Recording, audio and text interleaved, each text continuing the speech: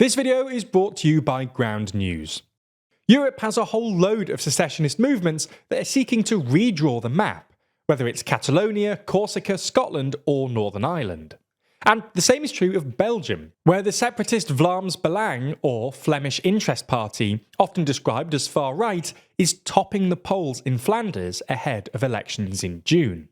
The party's rise prompts a few obvious questions. Do Flemish people really want to form an independent country? And is Belgium really at risk of splitting apart?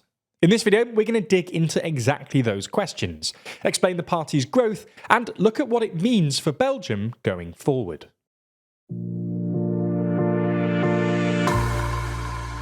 Before we start, if you haven't already, please consider subscribing and ringing the bell to stay in the loop and be notified when we release new videos. First things first, we're going to briefly try and explain the Belgian political system, and bear with us because it's not a simple task. Belgium is a federal state, split into three separate regions. These are the Flemish region, or Flanders, which is primarily Dutch-speaking, the Walloon region, or Wallonia, which is primarily French-speaking but has a small German-speaking minority in the east, and finally the Brussels capital region, which is bilingual in French and Dutch. At the federal level, you've got the federal government and parliament, which deal with the kinds of things you'd expect a federal government would deal with. Then each of the three regions also have their own governments and parliaments, which have power connected with their territory, things like the economy, housing, employment, agriculture and so on. To make things more complicated, Belgium also has three communities, the Flemish, French-speaking and German-speaking. These also have their own governments and parliaments, which deal with things like education, language, culture and so on. So when we say Belgium is holding elections on the 9th of June, there's a whole lot happening. Across Belgium, which has mandatory voting, there will be the federal election, the Flemish Parliament, Walloon Parliament and Brussels Parliament elections, the German-speaking Community Parliament election, and also the European parliamentary elections. So now that's out the way, let's zero in on Flanders. There's long been a Flemish nationalist movement, and these days advocates of independence point to the socio-economic, political and cultural divides between Flanders and Wallonia, and argue that unshackling Flanders, the wealthier region, from the rest of Belgium would free it from the at times dysfunctional nature of the country's politics. There are two main parties representing the movement. First, you've got the New Flemish Alliance, or NVA, a right-wing party that doesn't actually call for secession, but instead advocates for what it calls confederalism. They've been the largest party in both the Flemish and federal parliaments for more than a decade now, currently governing Flanders in a coalition and remaining in opposition at the federal level. But further to the right, often labelled far right, is Flemish Interest, or VB, who do advocate for full independence and who currently are the third largest party at the federal level and second largest in Flanders. Since the last election in 2019, polling has pretty consistently put them in first place, and as things stand, they would likely become the largest party in Flanders and at the federal level too. Though remember that in Belgium, largest parties fall well below the majority threshold, so it's all about forming coalitions, and we'll come back onto this later. So does this mean that the people of Flanders are actually itching for independence? Well, not really. The most recent poll puts the Flemish Interest Party at around a record high, 27.4% of the federal vote in Flanders. Combined with the New Flemish Alliance's 20.4%, that gives the Flemish Nationalist parties 47.8%. But remember that the latter of those two parties isn't actually pushing for independence. In fact, even the 27.4% for Flemish Interest is not representative of support for independence.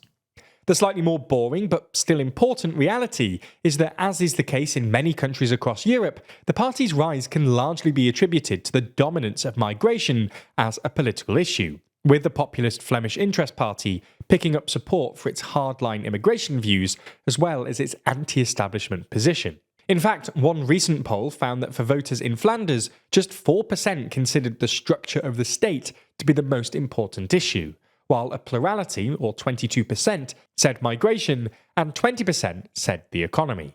The real consequence of a strong showing by Flemish Interest at the election is that it will put Belgium on course for another long and difficult government formation period at the federal level, but also in Flanders too.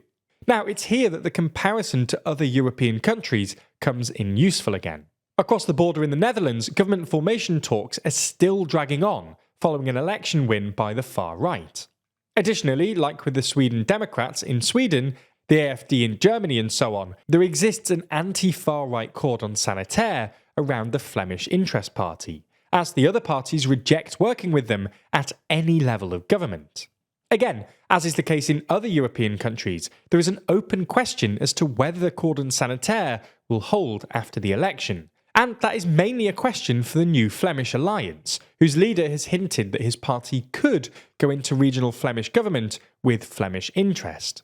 The difficulty for the new Flemish alliance, though, is that if they do form such a coalition in Flanders, it would not only create some splits within the party, it also effectively rules them out of any federal government coalition, as the other parties say they would not work with new Flemish alliance if it, in turn, works with Flemish interest.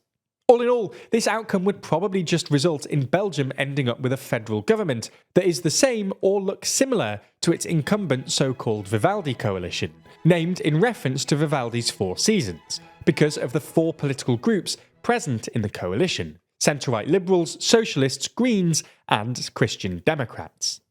Now, it's worth saying that there's other reasons why government formation, at all different levels, could prove difficult, besides the rise of Flemish interest and the expected decline in seats for the governing parties.